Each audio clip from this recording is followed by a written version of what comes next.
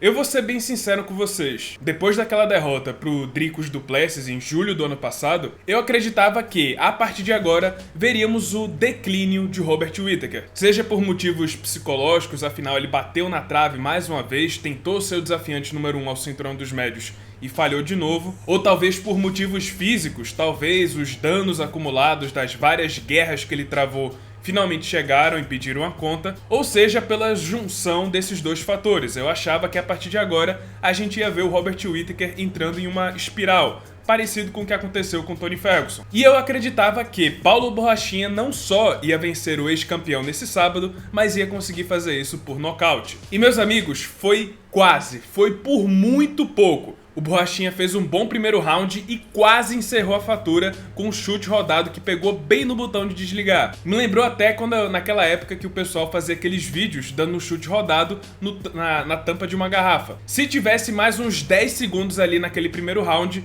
eu acho que o brasileiro teria nocauteado. O rosto do Robert Whittaker ficou todo marcado. Só que ao mesmo tempo, eu senti que depois daquele chute, parece que a chave girou pro ex-campeão, que vinha comentando que não conseguiu se soltar de fato na última luta, que faltava algum gatilho pro verdadeiro monstro se soltar. E não sei se vocês perceberam, mas depois que o Paulo Borrachinha acertou aquele chute, o semblante do Whittaker mudou, fechou o clima, parecia que outro lutador tinha entrado dentro do octógono. E a partir do segundo round vimos a maré virando completamente. Borrachinha simplesmente não conseguiu acompanhar o ritmo e a velocidade do Whittaker, que apesar de não ter sido tão contundente assim, ele estava se impondo, estava tocando, acertando combinações, fazendo o Borrachinha recuar, machucando com aquele chute na panturrilha e também evitando receber outro golpe matador. Aqui também entra dois fatores que precisam ser mencionados. E o primeiro é a inatividade do Borrachinha. Fica ainda mais difícil acompanhar o lutador mais rápido da categoria quando você tá vindo de 2 anos parado. E não só isso, mas considerando que a última vitória do Borrachinha foi contra Luke Rockhold,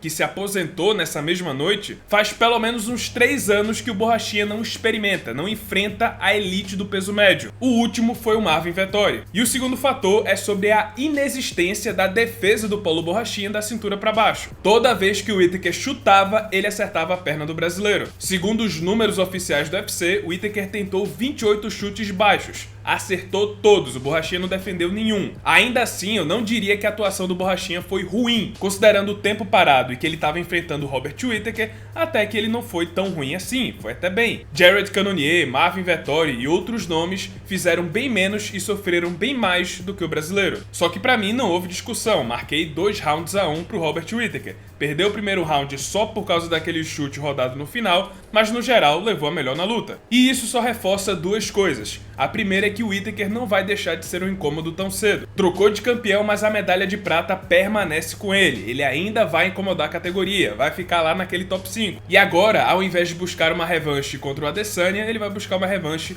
contra o Dricus du Plessis. E considerando que ele já perdeu pro Adesanya, já perdeu pro Dricus na última luta, e já venceu Jared Cannonier e Marvin Vettori, eu só vejo uma luta que faz sentido pro australiano no momento, e meus amigos, tem tudo pra ser uma das melhores lutas do ano se ainda acontecer em 2024. Por favor, deuses do MMA, coloquem Sean Strickland e Robert Whittaker pra se enfrentar em uma luta de 5 rounds. Pode ser como em evento especial, tipo Dustin Poirier e Benoit Saint-Denis, que vão se enfrentar por 5 rounds, mas por favor, tem que ser 5 rounds. Esses dois precisam se enfrentar por 5 rounds. E essa luta precisa acontecer. E segundo ponto que eu queria falar antes de encerrar o vídeo, sobre a inatividade do Paulo Borrachinha. Ele precisa urgentemente colocar as coisas no lugar, porque sinceramente, eu ainda vi o copo meio cheio. Eu acho que ele ainda pode brigar nas cabeças. É um cara jovem, explosivo, tem poder de nocaute, deu trabalho pro Whittaker. O problema é que ele não é constante, fica difícil acompanhar o ritmo da categoria se você só faz uma luta a cada 2 anos. O medo é que o Borrachinha desperdice